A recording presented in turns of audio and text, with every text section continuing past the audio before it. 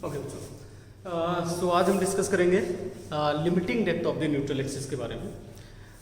देखिए, यही डेप्थ जब हम वर्किंग स्ट्रेस मेथड पढ़ रहे थे तो critical depth of the neutral axis होती थी। अभी यही डेप्थ हो जाती है limiting depth of the neutral axis. अब लिमिटिंग डेप्थ का मतलब क्या है कि जो हमारी actual depth of the neutral axis है, actual depth of the neutral axis कौन सी थी? Actual depth of the neutral axis को किससे डिनोट कर रहे थे हम? एक्सयू से, राइट? उसे आप एन ए से भी कर सकते हैं, आपकी मर्जी है, कोई दिक्कत नहीं है, एक्सयू से डिनोट कर रहे हैं। जब यही इसी को डेप्थ बोलते हैं, actual depth of the neutral axis को कहां पर लिमिट करेंगे, राइट? कहां पर लिमिट करेंगे, और ये लिमिट करने का क्राइटेरिया क्या है? देखो कि ये डेप्थ कैसे लिमिट हो सकती है। हमारे पास दो मटेरियल है ना, दोनों मटेरियल का अपना स्ट्रेस और स्ट्रेन डायग्राम है। मैं यहाँ पर स्ट्रेन डायग्राम बना लेता हूँ, राइट? स्ट्रेन डायग्राम कैसा बन रहा था?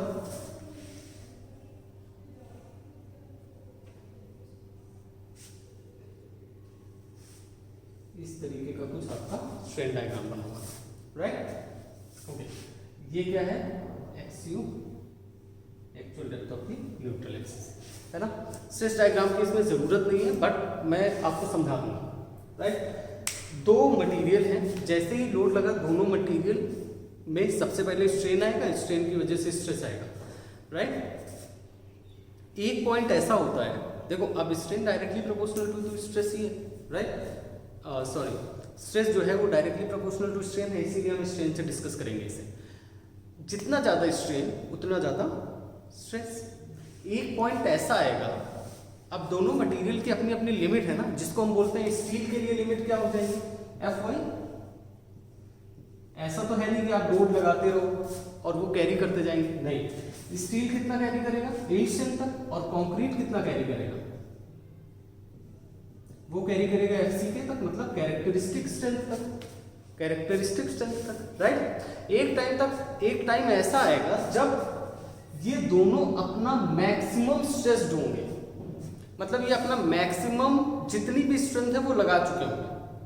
ये अपना कैरेक्टरिस्टिक स्ट्रेंथ पर पहुंच चुका होगा और ये अपनी यील्ड स्ट्रेंथ पर पहुंच चुका होगा। मतलब वो पॉइंट क्या होगा? उससे ज्यादा आप लोड लगाओगे तो उससे क्या हो जाएगा? क्रिटिकल पॉइंट बोल सकते हैं कि उससे ज्यादा लोड पे तो फेल हो जाएगा, क्योंकि जो स्ट्रेंथ है उससे ही बाहर चले जाओगे आप, राइट? इसीलिए इसको वर्किंग स्ट्रेस मेथड में बोलते थे critical depth of the neutral axis, है ना? अब यहाँ पर क्या बोलते हैं? यहाँ पर हम ये बोलते हैं कि इसी पॉइंट पर हम लिमिट कर देंगे, राइट? इसी पॉइंट पर जो डेप्थ को है यही मैक्सिमम डेप्थ हो सकती है ना? क्योंकि इसके बाद तो स्ट्रेस क्या हो जाएगा? जो आपकी मटेरियल स्ट्रेंथ है उससे बाहर चला जाएगा, राइट? तो ये तो हो गया बेसिक इंट्रोडक्शन की क्रिटिकल डेप्थ क्या है। अब देखो क्रिटिकल डेप्थ हम कैसे निकालेंगे। सबसे पहले हम ये देखते हैं कि स्ट्रेन में जो हमारे एजम्पशंस थे लिमिट स्टेट मेथड में, उसमें कहा गया था कि जो कंक्रीट है वो मैक्सिमम कितना स्ट्रेन होगा? 0.0035, यही बोला गया था इसको। कंक्रीट मैक्सिमम कहाँ पर कितना स्ट्रेन होगा? 0.0035, और जो स्टील है वो कितना होगा? 0.002 प्लस 0.87 Fy/AST, राइट? कि पूरा डायग्राम भी कोड में दिया हुआ है, कोई घबराने की बात नहीं है। एजम्पशंस उठाइए, दोबारा पढ़िए, उसमें दिया हुआ है कि जो कंक्रीट का मैक्सिमम स्ट्रेन है वो कितना है? 0.0035, और जो स्टील का है वो 0.002, और 0.002 ये है, यहाँ पर ये 0.002 आता है। ये कौन सा पॉइंट है? जहाँ पर स्ट्रेस डायग्राम अपना शेप चेंज करता है, रेक्टेंगुलर से किस में जाता है? पैराबोला, है ना? ये वो वाला पॉइंट है। अब अगर ये भी मैक्सिमम स्ट्रेन है, ये भी मैक्सिमम स्ट्रेन है, मतलब क्या है? मैक्सिमम स्ट्रेस पे होंगे दोनों ही, कंक्रीट और स्टील, और जिस पॉइंट पर ये मैक्सिमम स्ट्रेस पर होते हैं उसी को तो हम बोलते हैं लिमिटिंग डेप्थ। तो ये किस में चेंज हो जाएगी? Limiting depth of the neutral axis में चेंज हो जाएगा, राइट? किसमें चेंज हो जाएगा? Limiting depth of the neutral axis. अब देखो, अब कुछ भी नहीं है, ट्रायंगल की सिमिलरिटी का यूज करेंगे, है ना? सपोज इस पॉइंट को हम O मान लेते हैं, है ना? इसको आप A B कुछ भी मान लो यार, C D बस देख लेना, कोई नोटेशन ऐसा ना होगा। अब ये दोनों ट्रायंगल कैसे हैं? सिमिलर ट्रायंगल है, सिमिलर ट्रायंगल है तो सिमिलरिटी वाला ट्रायंगल यूज करो। कैसे यूज करोगे? अब अगर ये आपका एक्सयू लिमिटिंग है तो ये वाला पार्ट कितना बचेगा? D - XU limiting, d minus x cube limiting, right. Okay चलो करते हैं। सो क्या मैं बोल सकता हूँ that d minus x cube limiting upon x you limiting this is equal to what, इसकी डेप्थ अपॉन इसकी depth is equal to depth इसकी विड्थ अपॉन इसकी, that will be equal to 0.002 plus 0.87 F y, sorry ये s t नहीं होता तो मैं God और बड़ी गलती हुई, ये ई एस होता था, ई एस होता था, f y upon e s divided by 0.0035। Okay अब इसको थोड़ा सा बस रीअरेंज करना है। सबसे पहले कुछ बेसिक इन्फॉर्मेशन हमें पता होनी चाहिए। Modulus of elasticity of steel, modulus of elasticity of steel कितना होता है 2 × 10⁵ न्यूटन पर mm स्क्वायर, 2 × 10⁵ न्यूटन पर mm स्क्वायर। प्लीज अगर आप यहाँ तक आए हो देखने तो I am sorry for that, ये एस टी मैंने लिख दिया था, दैट इज ई एस। मैं बता भी देता हूँ कैसे आता है। हमने ये अभी पढ़ा है कि जो स्ट्रेस है वो डायरेक्टली प्रोपोर्शनल टू किसके होता है, स्ट्रेन के होता है, राइट। जो स्ट्रेस है वो डायरेक्टली प्रोपोर्शनल टू स्ट्रेन। तो ये जब प्रोपोर्शनलिटी साइन हटता है तो एक कांस्टेंट आता है, that is modulus of elasticity, right, modulus of elasticity. तो ये बन जाता है ई। यहाँ पर जब स्ट्रेन निकालोगे तो आपका फॉर्मूला आता है सिग्मा अपॉन ई। अब इन दी केस ऑफ स्टील जो स्ट्रेस है, सिग्मा क्या होता है स्ट्रेस, वो कितना है, वो है 0.87 एफ वाई, है ना। स्ट्रेस डायग्राम में आपको याद होगा कितना होता है 0.87 एफ वाई, राइट। और बिकॉज स्टील का देख रहे हैं तो कितना होता है ई एस, और 0.002 ये जहां पर हमने चेंज किया था वो वाला स्ट्रेन है, तो दोनों ऐड होकर जो स्टील का स्ट्रेन आ जाता है 0.002 plus 0.87 F y upon e s, right. Okay तो ये हम पहले यहाँ पर पुट कर देंगे। दूसरा देखो, इसको हम डिवाइड करेंगे तो that is d upon x you limiting, this is equal to x you limiting upon x you limiting भी आएगा यहाँ पर, है ना। तो ये हो जाएगा d upon x you limiting -1, मैं -1 को उधर ले जाता हूँ, तो that will be 0.002 plus 0.87 F y upon 2 × 10⁵, right, divided by 0.0035 plus 1, right. ये जो 1 है दूसरी साइड से इधर आ गया।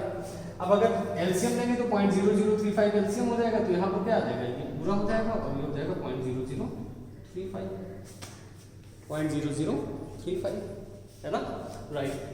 0.002 0.0035 मिलके क्या बन जाएंगे 0.0055, 0.0055 बन जाएंगे, राइट, 0.0055 बन जाएंगे।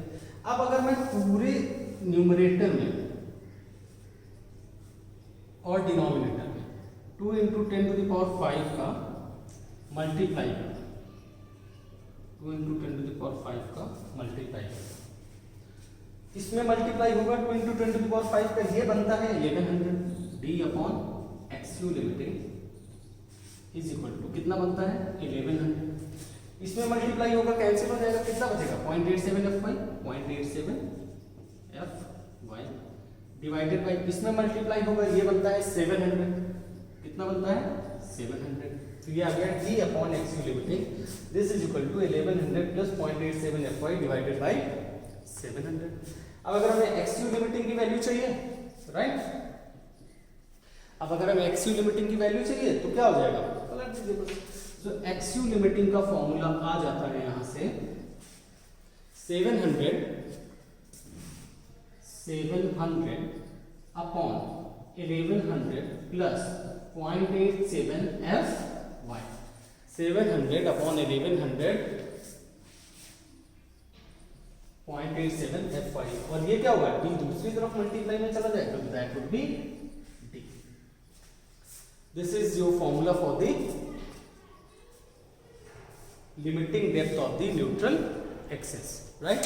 फिर से अगेन एंड अगेन आपको याद करने की कोई जरूरत नहीं है, कोड में गिवन है, बट अगर याद होते हैं तो बहुत अच्छी बात है, राइट। ओके मतलब अब देखो यहाँ जो भी आपका डेप्थ ऑफ दी बीम होगा तो वो क्या कंटिन्यूअसली चेंज होता रहेगा, है ना। मतलब भले ही आप डिजाइन में जो भी करो लेकिन डेप्थ ऑफ द बीम तो कांस्टेंट होगा। तो अगर हम इसे कांस्टेंट मान लेते हैं तो ये जो एक्सियल लिमिटिंग है सिर्फ किस पर डिपेंड कर रहा है, सिर्फ डिपेंड कर रहा है किस पर, Fy पर, मतलब yield strength of the steel पर डिपेंड कर रहा है, राइट। अगर हम depth of the beam, sorry effective depth of the beam को कांस्टेंट मान लेते हैं तो ये जो limiting depth of the neutral axis है सिर्फ किस पर डिपेंड कर रहा है, यील्ड स्ट्रेंथ ऑफ स्टील पर, राइट। तो अगर Fe250 की बात करेंगे, है ना, तो Fy कितना हो जाएगा 250, 415 की बात करेंगे तो 415 हो जाएगा। तो वैल्यू पुट करोगे इसकी एक एग्जैक्ट वैल्यू आ जाती है। मैं यहां पर लिख देता हूं फॉर Fe250, फॉर Fe250 जो आपका XU लिमिटिंग है that will be equal to 0.53 into D, XU limiting 0.53 into D for Fe 415 it is 0.48 into D, right?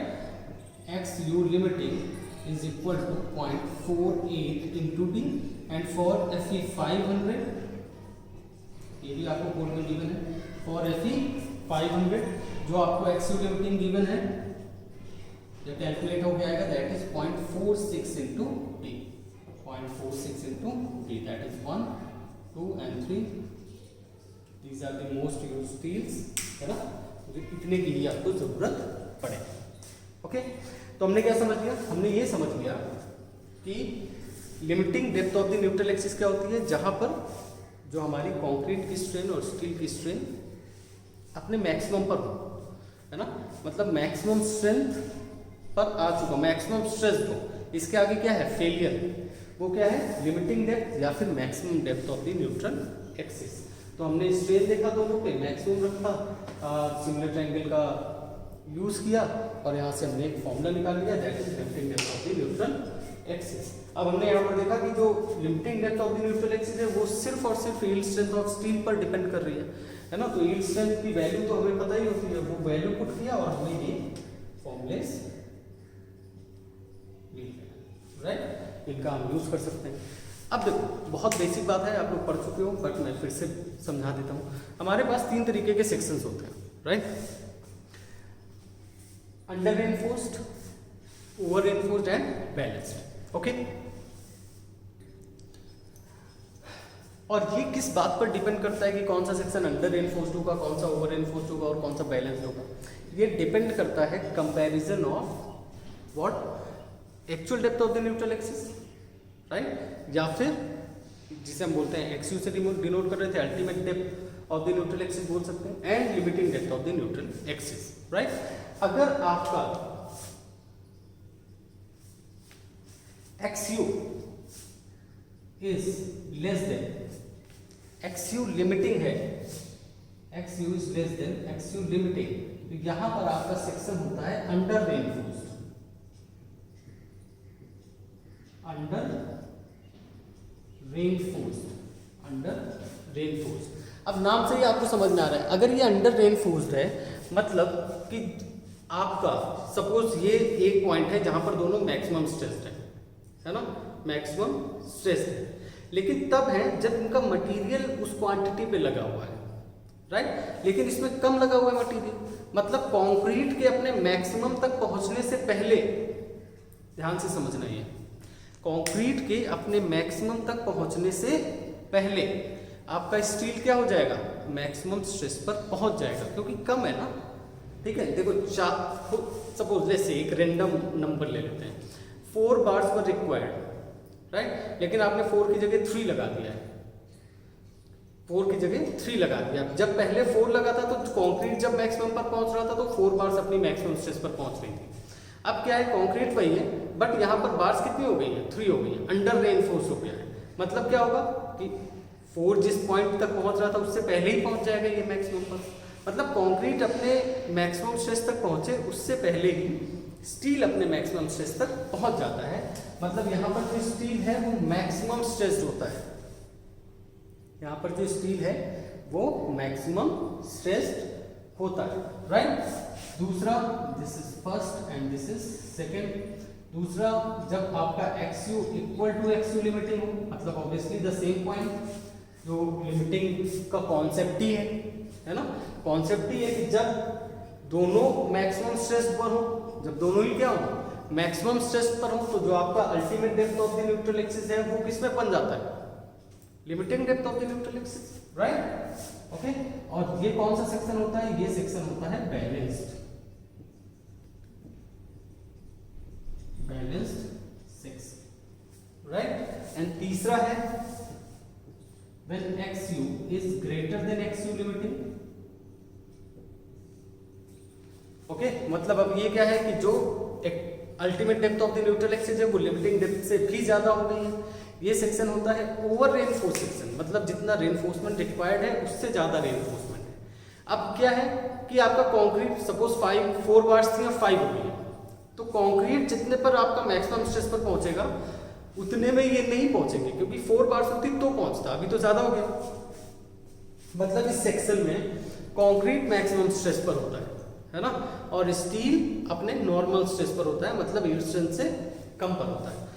ये बहुत ही डेंजरस सिचुएशन है, मतलब कंक्रीट अगर अपने मैक्सिमम पर है और थोड़ा सा भी और लोड लगा तो कंक्रीट क्या होगा, फेल होगा, और कंक्रीट अचानक फेल हो जाता है, कंक्रीट में सडन फेलियर होता है, मतलब फिर बिल्डिंग को बचाने का आपके पास कोई टाइम नहीं रहेगा। तो एज ए डिजाइनर कोड ने भी ये क्या बोला है कि आप ओवर रेनफोर्स सेक्शन मत बनाइए, ये प्रोहिबिटेड है, राइट। उसका रीजन क्या है, उसका रीजन यही है कि ओवर रेनफोर्स सेक्शन में कंक्रीट मैक्सिमम स्ट्रेस पर पहुंच जाता है स्टील से पहले, मतलब उसके फेलियर होने के चांसेस, कंक्रीट के फेल होने के चांसेस ज्यादा है, और कंक्रीट सडन फेल होता है।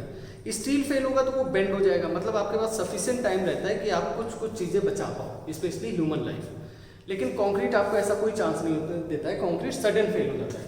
तो ये कौन सा सेक्शन होता है, ओवर रेनफोर्स्ड,